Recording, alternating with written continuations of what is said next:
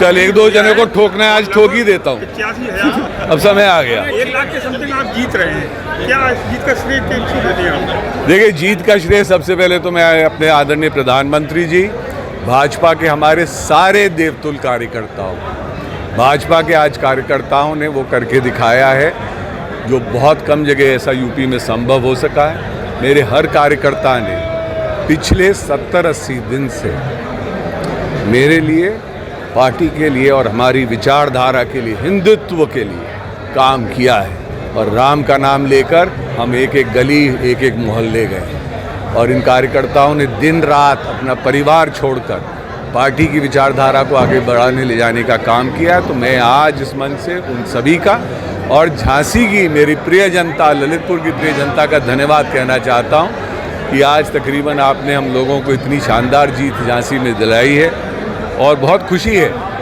कि झांसी की जनता ने पुनः अपना विश्वास भाजपा की सरकार में मुझ में दिया है। तो मैं उसके लिए बहुत बहुत धन्यवाद कहना चाहता हूँ अपनी सरकार को। तो यूपी में, सारे यूपी में जो रिजल्ट्स आए हैं वो आपकी पार्टी के नेताओं के अनुरूप नहीं आए हैं जैसा नेता लोग कह रहे हैं, लेकिन झांसी का रिजल्ट जो है, देखिए, झांसी की जनता ने इस बार बोल दिया है। झांसी में 2 तरीके के लोग कार्य कर रहे हैं। एक है जैसे हम लोग काम करते हैं भाजपा के लोग, हम लोग जमीन से जुड़ी हुई राजनीति, लोगों के लिए कार्य और अपने क्षेत्र के कार्य, विकास कार्य जिस हिसाब से हमने करे हैं उस हिसाब से वो कार्य बहुत सारे करे गए हैं। और कुछ लोग करते हैं नौटंकी, हाँ। और मैं विशेष रूप से कहूँगा ठगबंधन के जो प्रत्याशी जी हैं उन्होंने जिंदगी भर एक ही काम किया है, नौटंकी।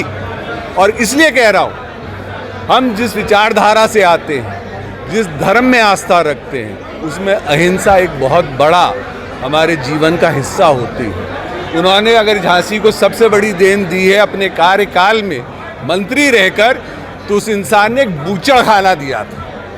अब आप सोचिए, बहुत कुछ कटक्ष की राजनीति करी है, अब समय आ गया जवाब देने का। और ये सोच के चलिए कि जब मंत्री रहा तो क्या किया, कितने सवाल पूछे, किस किस के वहाँ गया।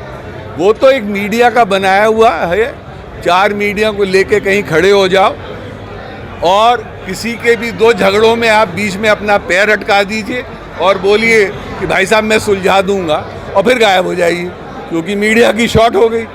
भाई साहब, ये भाजपा है। हमारे प्रधानमंत्री और हम ज़मीन से जुड़े हुए लोग हैं, ज़मीन पे काम करते हैं और ज़मीन का कार्य दिखाते हैं। मैं आपको वही प्रोजेक्ट्स गिनवाता हूँ जो मैंने कराए हैं, जो मेरे विधायक लोगों ने कराए हैं, मेरी सरकार ने कराए हैं। हम कभी आपको ऐसे नहीं गिनाते जैसे बताया गया है कि एग्रीकल्चरल यूनिवर्सिटी, उसमें भी मैं क्लियर कर दूं, IGFRI को ज़मीन दी गई थी मेरे पिता के कार्यकाल के दौरान। IGFRI सभी को पता है, काफरी सबको पता है। उसके बीच में एग्रीकल्चरल यूनिवर्सिटी आई है। वो ज़मीन कहाँ से आई?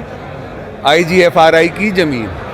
और हमारी प्रिय नेता आदरणीय उमा दीदी जी के कार्यकाल में उस जगह का बजट सैंक्शन हुआ और उसका भूमि पूजन हुआ। तो ये नेतागिरी जो कटक्ष की लोग करते हैं, बुरा लगता है, क्योंकि झांसी की सोच इससे बड़ी है, हमारी सोच उससे ज़्यादा बड़ी है। धन्यवाद।